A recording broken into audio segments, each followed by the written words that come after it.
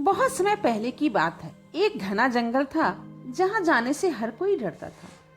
वहाँ एक रहस्यमयी तालाब था जिसमें बड़े बड़े मगरमच्छ तैरते रहते थे। लेकिन ये मगरमच्छ कोई साधारण मगरमच्छ नहीं थे।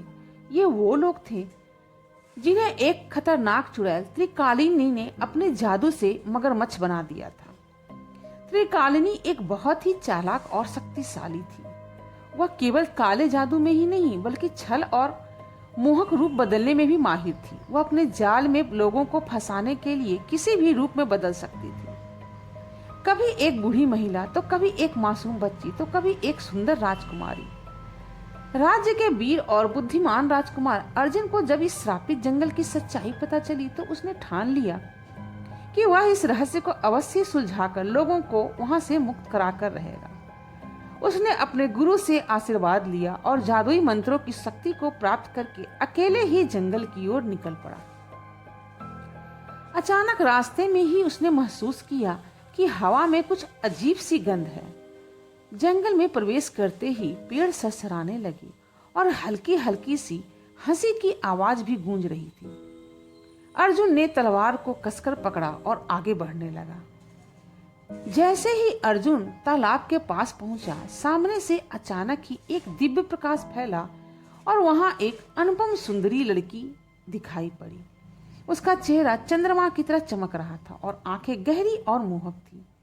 उसकी आवाज कोयल की तरह मधुर थी। उसने नीले रेशमी वस्त्र पहन रखे थे और उसके हाथ में एक कमल का पुष्प भी था। स्वागत है राजकुमार, मैं इस जंगल की राजकुमारी सुरेखा हूँ, जो कि इस जंगल की रक्षक हूँ मैं, उसने बड़े ही मीठे स्वर में कहा। अर्जुन थोड़ा चौकन्ना हुआ, लेकिन उसने संयम बनाए रखा और पूछा, यदि तुम इस जंगल के रक्षक हो तो बताओ कि यहाँ जो लोग आते हैं वो कहाँ पर हैं, वो कहाँ गायब हो जाते हैं। और मैंने तो यह भी सुन रखा है कि उन लोगों को शायद किसी चुड़ैल ने मगरमच्छ बना के रखा हुआ है। राजकुमारी ने उदासी से सिर झुकाया और बोली, यह सब एक भयंकर श्राप का परिणाम है। इस तालाब में रहने वाली त्रिकालिनी चुड़ैल ने मुझे भी बंदी बना रखा है। यदि कोई वीर पुरुष सच्चे प्रेम से मेरे साथ विवाह करे तो मैं भी यह पूरा जंगल इस श्राप से मुक्त हो सकते हैं। अर्जुन को सब कुछ अजीब लगने लगा। उसके गुरु ने उससे पहले ही चेतावनी दी थी कि चुड़ैल किसी भी रूप में आ सकती है, लेकिन सामने खड़ी यह राजकुमारी इतनी सुंदर थी कि कोई भी उस पर संदेह नहीं कर सकता था। राजकुमारी ने अर्जुन का हाथ पकड़ते हुए कहा, बस तुम्हें मेरे साथ 7 फेरे लेने होंगे और यह सारा श्राप समाप्त हो जाएगा। अर्जुन मुस्कुराया और बोला, तो क्या मैं तुम्हारे राज्य में आ सकता हूँ? मैं भी तुम्हारा महल देखना चाहूंगा। राजकुमारी ने सहमति में सिर हिलाया और मंत्र पढ़ते हुए एक सुनहरी रोशनी फैलाई। अचानक दोनों एक सुंदर महल में पहुंच गए, जहां चारों ओर रेशमी पर्दे लहरा रहे थे और सोने सी दीवारें चमक रही थी और सुगंधित फूलों की खुशबू फैली हुई थी। लेकिन अर्जुन ने यह ध्यान दिया कि यह सब कुछ थोड़ा असली सा लग रहा था, मानो वह कोई माया जाल हो। उसने अपनी आंखें बंद की और अपने गुरु का बताया हुआ मंत्र धीरे धीरे पढ़ना शुरू किया।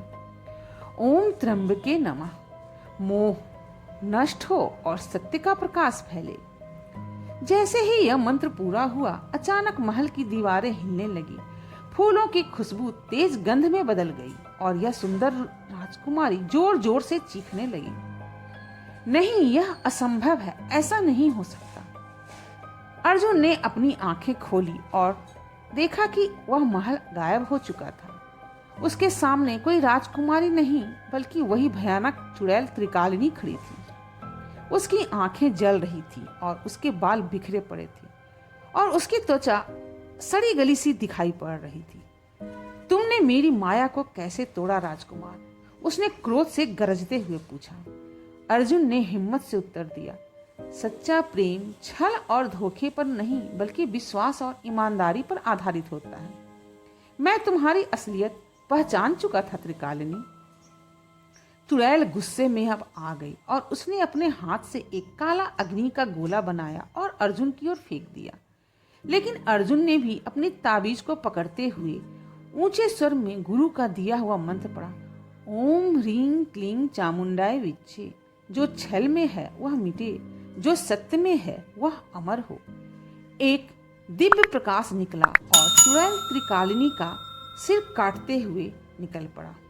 उसकी चीखें अब पूरे जंगल में गूंज रही थी। त्रिकालिनी का सारा काला जादू अब धीरे धीरे नष्ट होता गया। तालाब में तैरते हुए मगरमच्छ भी फिर से इंसानों में बदलने लगे और जंगल से धुंध छट गई। त्रिकालिनी पूरी तरह से अब धूल में बदल गई थी। अर्जुन ने सभी ग्रामीणों को गांव तक पहुंचाया। राजा ने पूरे राज्य में जश्न मनाया और अर्जुन को महान मुक्तिदाता की उपाधि दी। अब वह श्रापित जंगल फिर से हरा भरा हो गया और वहां जंगल के बजाय प्रेम और शांति का वातावरण फैल गया। इस प्रकार राजकुमार अर्जुन ने अपनी बुद्धिमानी, साहस और मंत्रों की शक्ति से उस चुड़ैल के छल को पहचान कर उसका अंत किया। अगर आपको हमारी यह कहानी पसंद आई हो तो कृपया मेरे चैनल को लाइक, शेयर और सब्सक्राइब करें और भी नई कहानियों को जानने के लिए बेल आइकन भी दबाएं, जिससे मेरी आने वाली कहानियां आप तक शीघ्र से पहुंच सकें।